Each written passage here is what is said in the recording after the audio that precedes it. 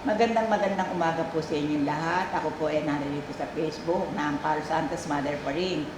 Ang aking pong dalang balita sa ngayon, August 1, 2026, yung po bang mga taong may mga matataas na creatinine, hindi po basta-basta kayo magpapa-dialysis. Lalo-lalo naman po yung hindi maihi. Meron po sa bato.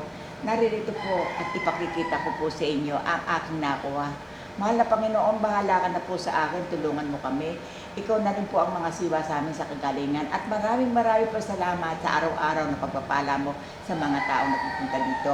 Kaya po sa pagtayo ko po na ito, eto na po una kong nakuha. Kunin mo yung sa'yo. Eto po ang number 1. Tayo. Eto po ang number 1. Okay. Sige, number 2. Hindi yan. Ito po ang number 2 na nakukuha namin sa loob. Okay na. Number 3. Hawakan mo ako. Mapigatan mo. Hindi ganyan. O sige, number. Sige. Ito po ang number 3. Ito naman po ang number 4. Okay. Ito po. Maraming po salamat mahal na Panginoon. O ano naramdaman mo niya ngayon? Maganda. Ito meron ka sa tao. Marami daw po salamat to. Ito pa po yung isa. Kaya ko lang po pinakikita sa inyo para po malaman nyo, makatulong sa inyo. Hindi po yung basta nagpakemo kayo, nagpa-opera kayo. Nalulungkot din po ako. Sana po ang kakamalaking buhay.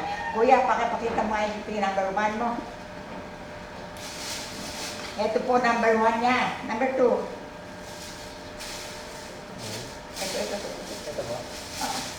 Ito. Ito po number 2. Sige, taas. Number 3, tulungan mo na kami. Ayan na po, malinis na po. Hindi na po sila babalik. Kaya maraming po salamat. Magandang umaga po sa mga nanonood ng Facebook na Mother pa rin. Na kung kayo mataas ang creatinine ninyo, hindi na po kayo magpapadialysis. Basta may paniniwala po kayo. Hindi ko na po pakahabaan. Magandang umaga po. Panginoon, salamat po. Bye!